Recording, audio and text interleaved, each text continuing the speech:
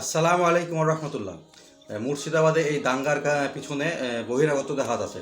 সম্প্রতি একটা news publish হয়েছে যে গ্রামবাসীরা চিনতেই পারছে না যে দাঙ্গাবাজ কারা, কারণ ওই এলাকার তারা লোকই নয়, এটা সম্পূর্ণ বহিরাগতদের কাজ। আর এই নেটটা সম্পূর্ণ চালু হলে মানে বুঝতে পারবেন যে কারা এর পেছনে আছে। গ্রামবাসী অনেকেই বলছেন যে এটা সম্পূর্ণ বহিরাগতদের কাজ, কারণ তারা যখন মিটিং বা মিছিলে, যখন একটা মিছিলের দল বেরিয়ে যাচ্ছে, তখন এক দল বহিরাগত এসে পুলিশের গাড়ি ভাঙচুর করছে, দোকান ভাঙচুর করছে, লুটপাট করছে।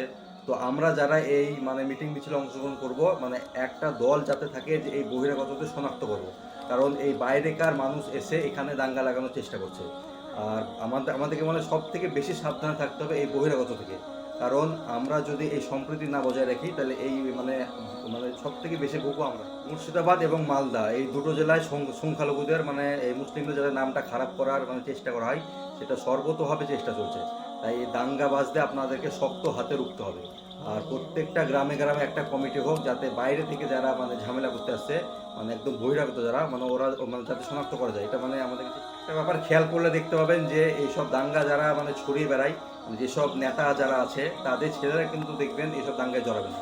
এইসব নেতা মন্ত্রীদের ছেলেরা কিন্তু একদমই এইসব দাঙ্গায় জড়াতে চায় না। এই দাঙ্গা করবে সাধারণ মানুষ, এই সাধারণ মানুষ এই মারামারি করে নিজেরা মরবে। তো একটুকু বুদ্ধি খাটিয়ে কাজ করেন এখানে, যে এখানে সম্প্রীতি বজায় রাখেন। আর বহিরাগত থেকে যে মানে দাঙ্গা লাগানোর যে চেষ্টা করা হচ্ছে, ওটা মানে একদম কড়া হাতে দমন করেন। একদম কঠিন পদক্ষেপ নিয়ে আমাদেরকে এটাকে বন্ধ করতে হবে। এটাই বলা ছিল।